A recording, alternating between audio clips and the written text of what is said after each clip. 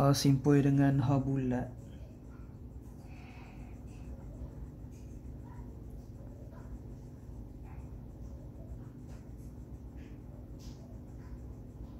Tu awal-awal ni kita pakai tebal, pakai full mata pen. Tapi nanti dalam tarkib dia kena halus sikit, kena nipis.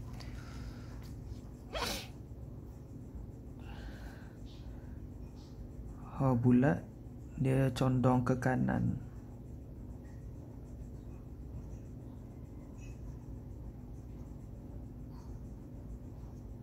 Dia condong ke kanan. Kalau dalam tarkib nanti kita akan jumpa ha macam ni tapi dia mendongak macam ni.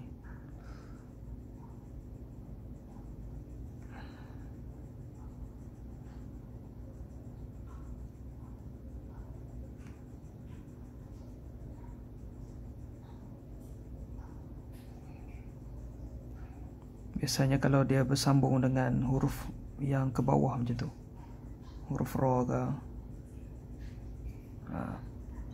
bentuk dia lebih kurang macam ni tapi lain sikit, dia mendongak. Ini menurunan. Konsep dia sama,